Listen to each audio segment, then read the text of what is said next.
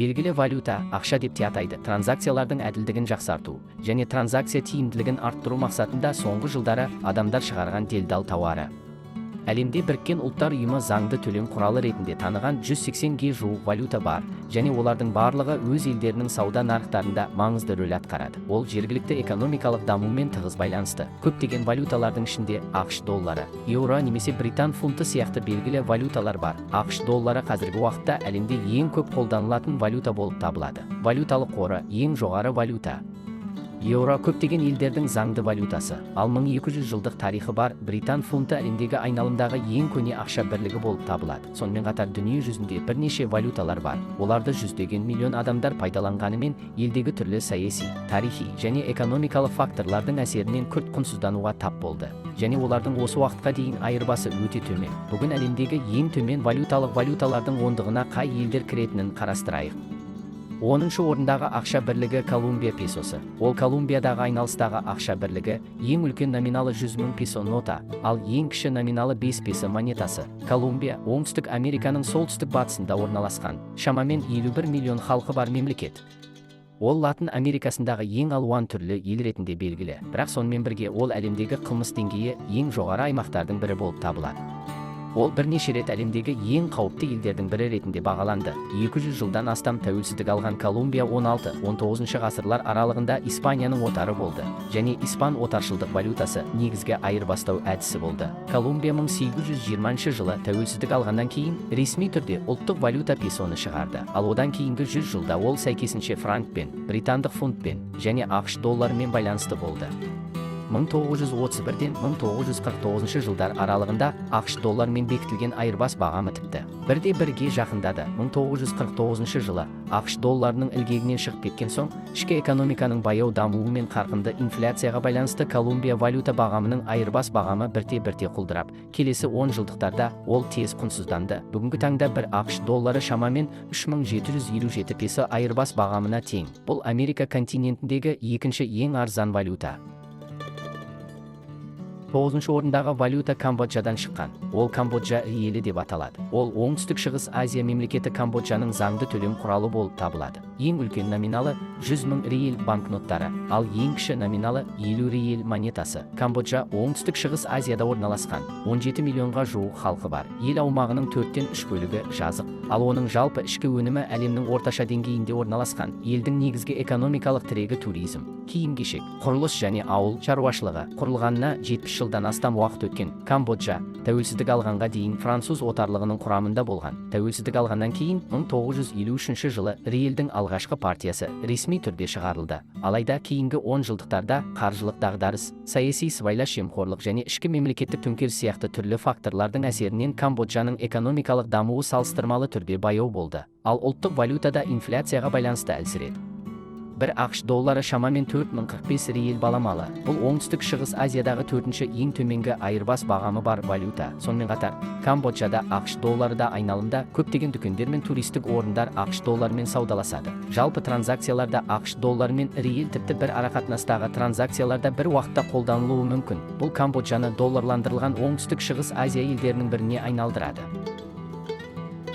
Парагвайдың гуараниясы. Оңтүстік Америкадағы Парагвайдың заңды валютасы. Ең үлкен номиналы 100 000 гуарани купюрасы, ал ең кіші номиналы 50 гуарани монетасы. Парагвайда 721 миллионға жуық халқы бар және дамушы ел саналады. Экономикасында егіншілік пен мал шаруашылығы басым. Ол негізінен соя, мақта, бидай және жүгері өндіреді. Соя өндіру бойынша дүние жүзінде 6-шы орында. Парагвайдың бұрынғы тәуелсіздігін ескере отырып, жергілікті валютаның бірінші партиясы 1940 жылдары шығарылды және 1960 жылдан 1985 жылға дейін бір ақш доллары үшін 126 гуарани жоғары айырбас бағамы бар ақш долларына бекітілді. Келесі 30 жылда Парагвай қатты соққыға ұшырады. Сондықтан жергілікті үкімет экономиканы ынталандыру үшін банкноттардың бірнеше түрлі нұсқаларын дәйекті түрде шығарды. Сонымен қатар максималды номинал 10 000-нан 100 000 гуаранияға дейін көтерілді. Дегенмен соған қарамастан, гуарани ақш долларының ілгегінен шыққаннан кейін айтарлықтай құнсыздануға тап болды және айырбас бағамы жылдан жылға төмендеп келеді. Бүгінгі таңда бір ақш доллары шамамен 6863 гуараниге балама. Бұл Америка континентіндегі ең төменгі валюта болып табылады.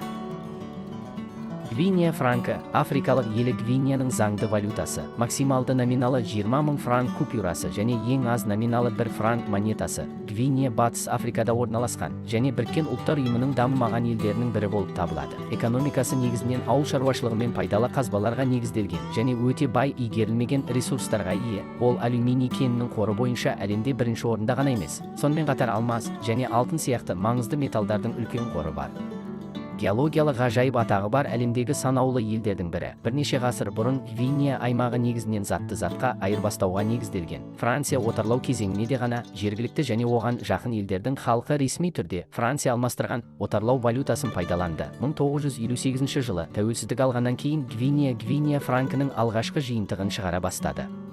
Кейін 1965 жылы Франциямен дипломатиялық қарым-қатынастар үзілгендіктен 1971 жылы франктан бас тартылып, транзакциялар үшін Гвинея Сирия атты жаңа валютаға көшті. Тек 1985 жылы ғана Гвинея франкі қайта шығарылды. Өкінішке орай, басқа да төмен айырбас валютасы бар елдер сияқты Гвинеяда инфляция ықпалында болды. Ал франк шығарылғаннан кейін көп ұзамай тез құнсыздану дилеммасына тап болды. 21 ғасырдың басына дейін үкімет транзакциялық қажеттіліктерді қанағаттандыру үшін 10 000 және 20 000 франкқа дейінгі жоғары номиналы банкноттарды дәйекті түрде шығарды. Бүгінде бір ақш долларын 8916 Гвинея франкіне айырбастауға болады. Бұл әлемдік тізімінде төменнен санағанда 7-ші орында тұр.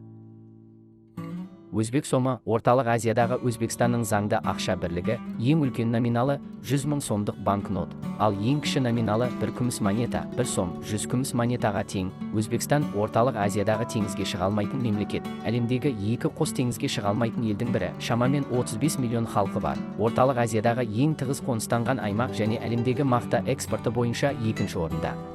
Бұрынғы Кеңес одағына мүше мемлекеттердің бірі ретінде Өзбекстан 1991 жылы бұрынғы Кеңес одағының ыдырауынан тәуелсіздік алды және 1993 жылы өз валютасының алғашқы партиясын шығара бастады.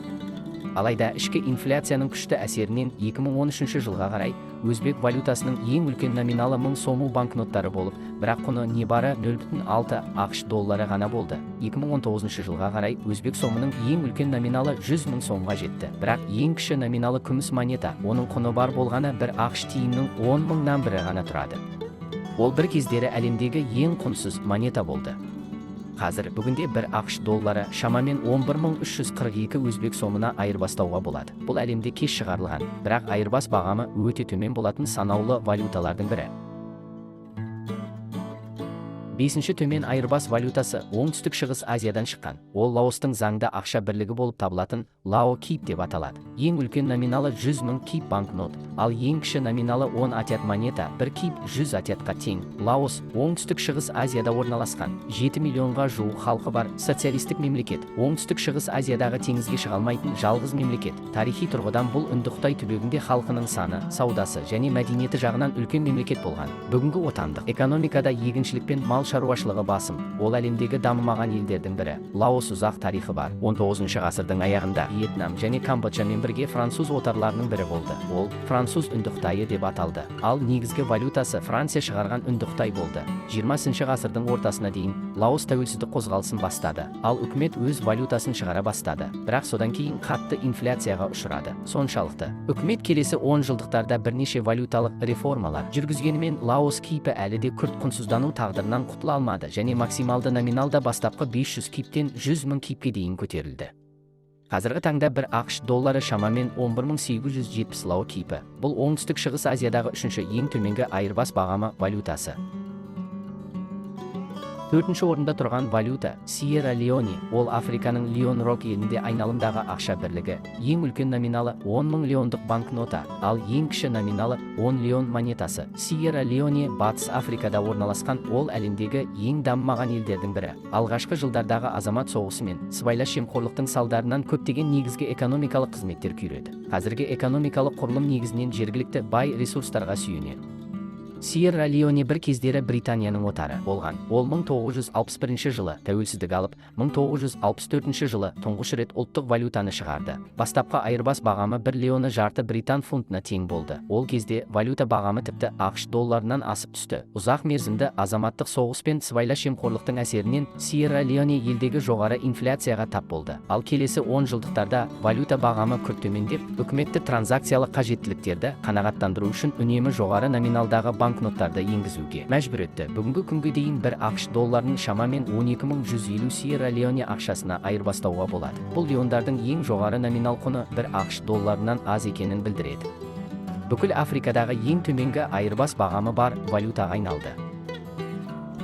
Индонезия рупиясы. Әдетте индонезиялық рупия ретінде белгілі. Оңтүстік шығыс Азиядағы Индонезияның заңды валютасы. Максималды номиналы 100 000 рупия және ең аз номиналы 100 рупий монета. Оңтүстік шығыс Азияда орналасқан Индонезия дүние жүзіндегі ең үлкен архипелагиялық мемлекет, аумағы Азиядан мұхитқа дейін созылып жатыр. Халқының саны 270 миллионнан асады. Бұл оны әлемдегі халқы ең көп 4-ші мемлекет етті.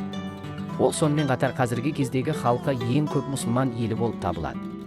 Оңтүстік шығыс Азиядағы ең үлкен мемлекет ретінде Индонезия бір кездері тарихта Нидерланды мен Жапонияның отары болған. Екі ел Индонезияны басқарған кезде екеуі де өз валюталарын шығарды. Сонымен қатар Индонезия тәуелсіздікке ұмтылған кезде де елде Индонезия рупиясы бірінші партиясын шығарып, қара нарықта айналысқа шығарды. Нәтижесінде 20-ші ғасырдың ортасында 3 түрлі валюта болған. Валюта Индонезия архипелагы арасында айналымда болды. 1949 жылы Индонезия ресми түрде тәуелсіздік алған кезде ғана жергілікті үкімет валюта шығару құқығын толық меңгере алды. Индонезия рупиясы елдегі жалғыз заңды валюта деп жариялады. Айырбас бағамы 3,8 Индонезия рупиясы бір ақш долларын құрады. Көп жылдық инфляцияның, саясаттың және басқа да экономикалық факторлардың әсерінен дәрменсіз болып Индонезия валютасы келесі 10 жылдықтарда жылдан жылға құнсызданды. 1997 жылы Индонезия Азиядағы қаржылық дағдарыстан ең қатты зардап шеккен ел болды және оның валютасы 2 жыл ішінде 5 еседен астам құнсызданды. Бүгінгі дейін бір ақш долларын шамамен 14372 индонезиялық рупияға айырбастауға болады. Бұл индонезиялық рупияны Азиядағы негізгі сауда валюталарының біріне айналдырады. Сонымен қатар әлемдегі ең төмен құны бар валюта болып табылады. Екінші орында тұрған ақша бірлігі Вьетнам доңғы. Ол оңтүстік шығыс Азиядағы Вьетнамда айналыстағы ақша бірлігі. Ең үлкен номиналы 500 000 донг банкноты, ал ең кіші номиналы 200 вьетнамдық донг монетасы. Вьетнам оңтүстік шығыс Азияда орналасқан. 96 миллионнан астам халқы бар социалистік мемлекет. Ол Азиядағы ең көп адам саны бойынша 8-ші мемлекет және оңтүстік шығыс Азиядағы көп жан саны бар 3-ші ел. Индонезия мен Филиппиннен кейінгі орында.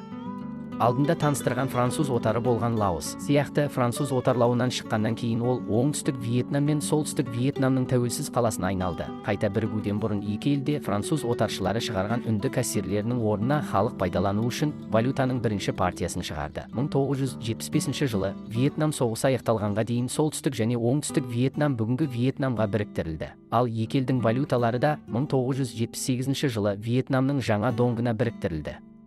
Дегенмен, Вьетнамдағы инфляцияның әсерінен жергілікті үкімет валюта реформасы мен экономиканы жақсартуға ұмтылғанымен, Вьетнамдық донг біртіндеп әлемдегі ең төмен валюталардың біріне айналды. Бүгінгі күнге дейін Вьетнамдық донг әлемдегі екінші ең төмен және оңтүстік шығыс Азиядағы ең төмен айырбас бағамы бар валютаға айналды. Бір ақш долларын шамамен 22862 Вьетнам доңгына айырбастауға болады.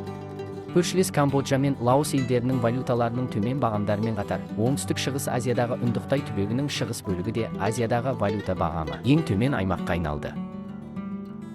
Иран риалы, Иранның таяу шығыстағы заңды ақша бірлігі, ең үлкен номиналы 100 000 риал банкноты, ал ең кіші номиналы 50 риал монетасы. Иран таяу шығыста орналасқан. Ол мыңдаған жылдар бұрын әйгілі Парсы империясының ордасы болған. Қазіргі таңда оның жер көлемі 1,64 миллион шаршы шақырым және 83 миллион халқы бар. Ол таяу шығыстағы ең үлкен елдердің бірі. Көптеген таяу шығыс елдері сияқты, Иран өзінің экономикалық тірегі ретінде қарқынды дамып келе жатқан мұнай өнеркәсібіне сүйенеді және әлемдегі 4-ші ірі мұнай өндіруші болып табылады. Оның ішкі жалпы өнімі де мұнайдан түсетін үлкен кірістің арқасында әлемде алдыңғы орында тұр. Солай бола тұрса да, таяу шығыстағы мұнайға бай елдерде кең тараған жоғары айырбас валюта жүйелерінен айырмашылығы бар.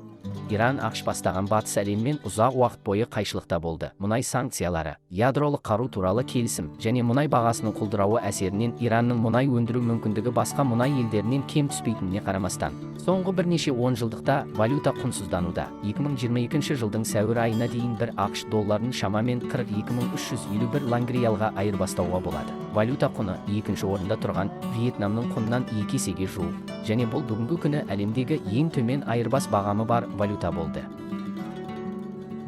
Міне, осы эпизодты бақылауымыз аяқталды. Осы бөлімнен алған білім сізге ұнайды деп үміттенемін. Видео жаман емес деп ойласаңыз, видеоның төменгі жағындағы лайк басуды ұмытпаңыз. Және осы арнаға жазылыңыз, және хабарландыруларды алу үшін қоңыраушаны ашыңыз. Көргеніңіз үшін көп рахмет.